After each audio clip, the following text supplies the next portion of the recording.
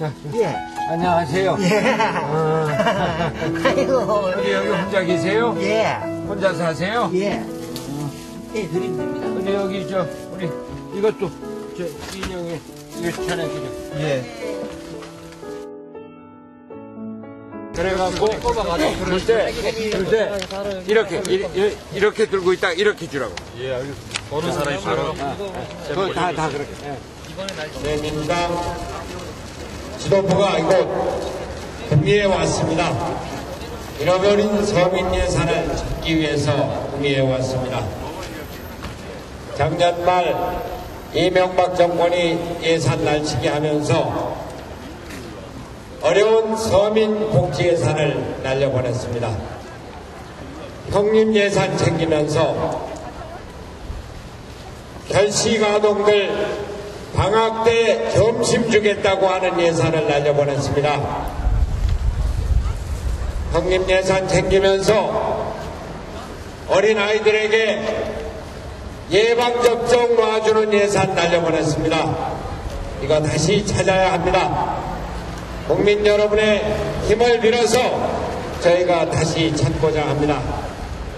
존경하는 구미 시민 여러분, 잃어버린 예산을 찾을 수 있게 도와주십시오. 날치기 예산으로 잃어버린 서민복지 예산 다시 찾는데 동참해 주십시오.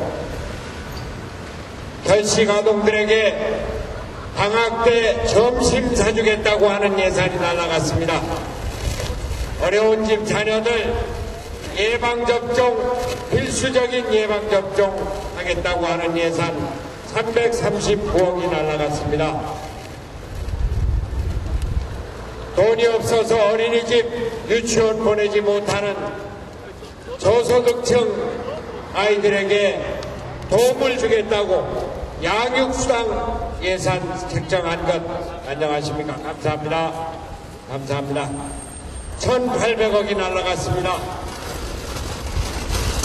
저출산 대책을 하겠다고 하면서 양육수당 주겠다고 하는 예산 날려버린 이명박 정권입니다. 이제 이명박 심판 그 결과는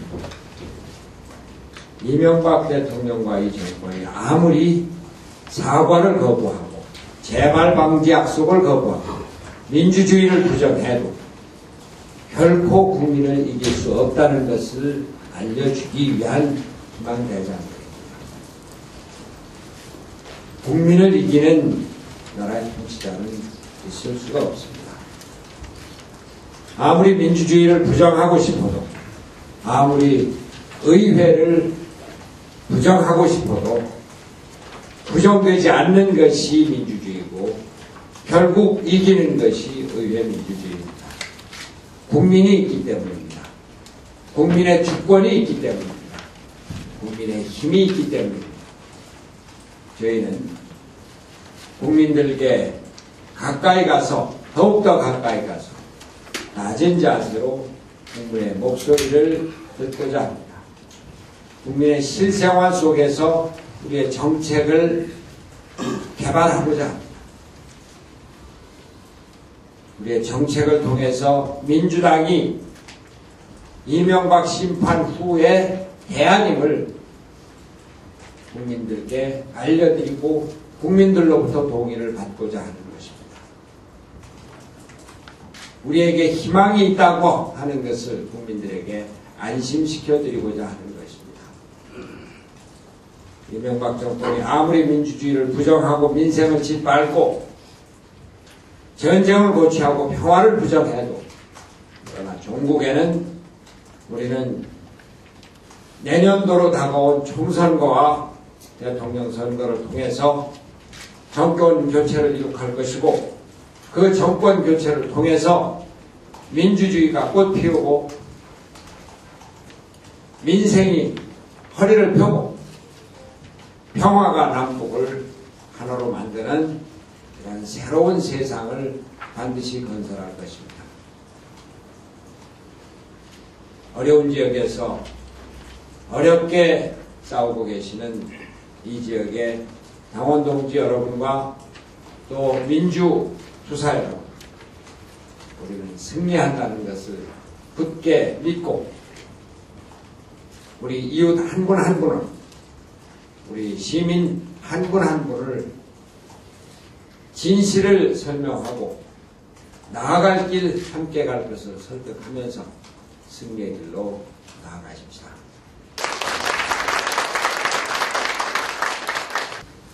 박정희 대통령이 산업화 먼저 한 다음에 민주화 하겠다 이렇게 얘기하셨는데 결과적으로 독재로 오랫동안 가셨습니다. 그리고 지금 그분의 따님이신 박근혜 전 대통령께서는 한국형 생활복지를 얘기하고 있습니다. 이 친환경 무상급식을 빼놓고 한국형 생활복지를 이야기할 수 있는가 이렇게 좀 질문해보고 싶습니다. 한국형 생활복지의 영역에 친환경 무상급식은 해당하는지 안 하는지 갑자기 그런 생각이 듭니다. 한나라당에서 선진화를 이야기하고 있습니다만 대한민국이 노동자에게 제대로 된 시민권을 보장하지 않고 선진국으로 갈 수 있는지 이런 것이 갑자기 궁금해집니다. 여기 남희준 시장님은 지난번 지방선거 때 친환경 무상급식을 실천하겠다 이런 공약을 하셨던 분이라고 합니다. 그런데 얼마 전에 경상북도 도의회에서는 면 단위부터 시작하기로 했던 친환경 무상급식 예산 40억을 전면 삭감했습니다. 그래서 면 단위에서부터 우리 초등학교 학생들의 친환경 무상급식을 실천하고자 했던 그런 아주 최소한의 이 생활형 복지의 의지마저도 꺾여버렸습니다. 이런 현실을 외면하고 한국형의 생활복지 제대로 할 수 있는 건가 이런 의문이 갑자기 듭니다. 민주당이 이렇게 지방 수매하고 금액까지 오게 된 것은 폭주기관차처럼 마구 제동장치 없이 내달리는 이명박 정부의 반노동자적, 반지방적, 반서민적인 폭정을 국민들에게 알려드리고 동시에 또 우리 국민들의 가렵고 아픈 부분들을 우리가 제대로 새겨듣고 민심을 제대로 파악하는 그런 목적으로 이렇게 다니고 있습니다. 기탄 없이 많이 말씀해 주시고 민주당 현재 모자란 부분들을 좀 많이 채우는 그런 자료를 삼도록 귀한 말씀 많이 해주시면 부탁드리겠습니다. 감사합니다. 네, 감사합니다.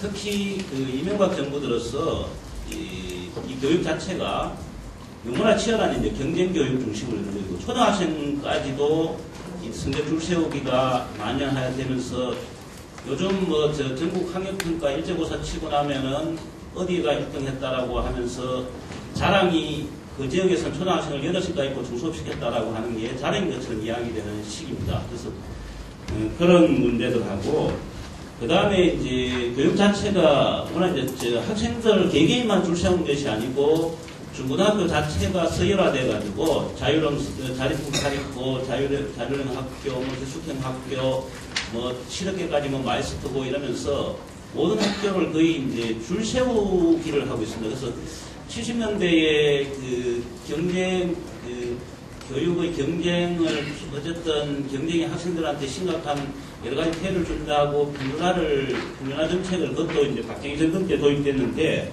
그 평준화 정책 자체가 지금 거의 이제 무력화되어 있는 상황이고요. 장난감 도서관이라고 있어요. 예, 장난감 도서관이 굉장히 필요한 이유는 어린이들이 장난감이 쉽게 질리기 때문에 그것을 돈을 주고 구입하기가 부담스럽고 그렇다면 이것을 대여할 수 있는 시스템이 굉장히 중요합니다. 이것을 좀 전국적으로 확대해 주십사는 또 건의를 드립니다. 지금 교육이 영어 수학을 주로 가열을 많이 하지 않습니까? 그죠? 영어 수학을 가열하는데 한 과목당 지방에도 100만 원씩 달락합니다. 한 과목당. 그러면 200만 원 하고 공교육비 한 50만 원, 250만 원씩 그거 계속 들면은 이거 2억 6천만 원 나오겠더라고요. 우리나라가 고령화 사회에 접어들고 있습니다. 그래서 고령화 사회에 그거 대체하기 위해서 우리나라 애들이 학교에 갔다 오고 나면 방과 후에 사실 갈 데가 없어가지고 방과 후 사업도 많이 하는데 거기다 돈을 벌 게 아니라 어르신들을 이용해서 아이 돌보미 사업을 정책 안으로 좀 만들었으면 좋겠어요. 여기 민주당에서 안을 만들어서 어르신들 일자리도 창출하고 애들도 어른들이 돌봐주면 좋지 않습니까? 가서 학교 끝난 애들을 받아서 보본과 돌아올 때까지 봐주는 거 이걸 갖다가 정책 좀 입안했으면 좋겠고요. 비정규직 문제가 현대자동차 때문에 굉장히 심각합니다. 저는 이 부분에 대해서 여기 해법이라면 어떻게 들릴지 모르겠지만 제가 제안하고 싶은 것은 그 동일 노동 동일인 거 이걸 가지고 해법을 좀 풀어본다면 우리가 지금 비정규직을 2년마다 재계약하기 때문에 1년 8개월 돼서 자르고 이런 것보다는 동일 노동에는 동일 임금을 적용해야 된다는 이 법안이 통과된다면 거기에 대한 고민이 좀 해결되지 않을까 생각합니다. 이상입니다. 감사합니다. 우리가 만들고자 하는 새로운 사회는 사람이 인격적으로 동등한 대우를 받고 그것을 위해서 경제적으로 사회적으로 동등한 대우를 받는 그런 사회입니다. 그것이 차별 없고 특권 없는 사회입니다. 지금 어렵지만 우리가 인내를 갖고 의지를 갖고 희망을 갖고 또 승리에 대한 믿음을 갖고 우중하게 힘차게 나아가십시다. 그리고 여기 구미에서 여러분들 민주당 많이 사랑해 주시기 바랍니다. 민주당은 튼튼한 서민과 중산층의 정당입니다. 감사합니다.